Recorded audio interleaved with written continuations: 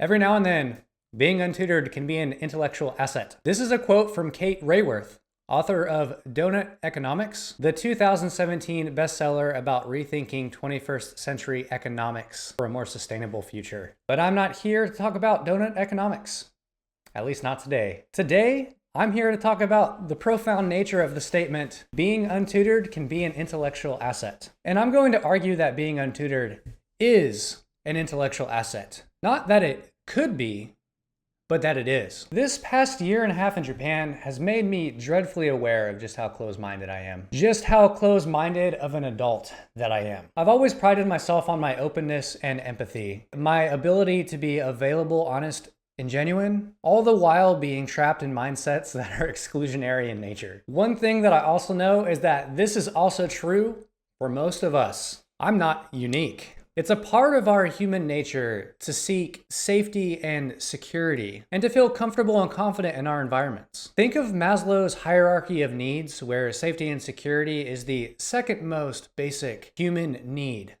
only second to the physiological needs of like eating, drinking, and sleeping. Closed-mindedness is a byproduct of that need for safety and security. But in a world where practically anything is available at the touch of our fingertips, this is such a limiting belief. This holds us back from seeing so much of the value that is right before our very eyes. There is a solution to this default status quo belief, and it can be found in Kate Raworth's statement, being untutored is an intellectual asset. That solution is to untrain ourselves, to become a kid again, go backwards in time and see things and experience things again as if they were our first time. How everything, even the simple act of taking our first steps, filled us with wonder and awe. Why do we turn into adults? Why do we turn into adults and stop being curious? Why do we do that? Why do we settle into our 9-to-5s and punch the clock as if there aren't any other alternatives? Why do we stop being creative? Why do we stop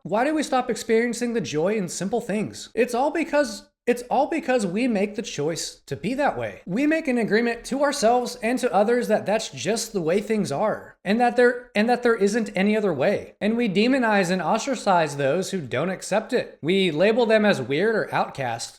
Or we simply just ignore that they exist at all. I've recently made a few videos about this topic from the book, The Four Agreements, about ancient Toltec wisdom that addresses some of how these things are addressed at an individual level. But what we really need is for this to be addressed at a social level. All of us understand the desire to create life. For most of us, the easiest way to accomplish this is to meet a special someone, settle down, and procreate. Have kids and live vicariously through them. Watch them go through all of the stages of life that we miss. Help pave the way for them to accomplish all the things that we weren't able to. Because we were too dumb, we didn't pay attention to our elders, didn't have the right technology, whatever reason you want to go for. But we watch our kids grow. We sign them up for soccer when they're 4 years old so they can run around and get rid of their energy. Put them in football as soon as they're old enough because fuck soccer. That's for Europeans, and we're Americans, and we're entitled to be better than everyone else, right? Start teaching them an instrument, have them draw stick figure pictures of our beautiful family, then have them upgrade to sketching landscapes in realism once they're in high school. Math clubs, computer science clubs, spelling bees, silly little competitions just to test their knowledge and build community with their fellow students. The point is, we value all of these little inconsequential things in our children, crave them even, but completely ignore the value of them in ourselves. Who's got the time to be creative? Write, paint, make music, whatever. I'm an adult. I'm a professional. I've got to go to work. But we've lost sight of the goal. We've lost sight of the goal. Big time. These things that we value so much in our children, that we create life and pass on because they're all good things in life, are exactly that. The good things in life. That's what it's all about. They're what it's all about. They're what it's all for. And we just simply let go. We need to take a step back and be students again. Be curious about the world again. See it anew. Let it shine. Be open. Be curious. Let the things we experience fill us with wonder and awe. Make the choice to be untutored. Make the choice to be untutored. Because when we're untutored, we have less baggage in our lives to unload, less graffiti to scrub clean. And this isn't a fantasy. It's something that we can simply decide to do. It's a mindset. It's a mindset that we can choose to have. And we do ourselves and everyone else around us a disservice when we choose to embrace these self-limiting beliefs and parade them in society as mature and rational and realistic. All we are doing is putting chains on our own. All we are doing is putting chains on our own sense of meaning and purpose, putting shackles around our ankles and sticking ourselves in a cell. So I'm posting this video to ask you to join me in reversing this trend. I'm asking you to become a kid again. I'm asking you to become untutored and allow that to be the asset that it is. Make the intellectual choice to put your money where your mouth is.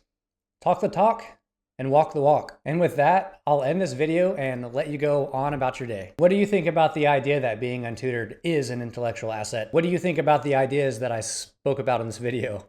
Am I dumb?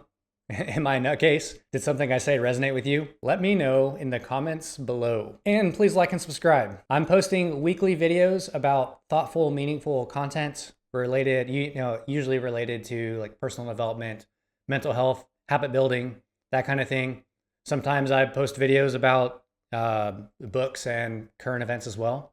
So again, I'm going to end the video. Cheers, and I will see you on the next one.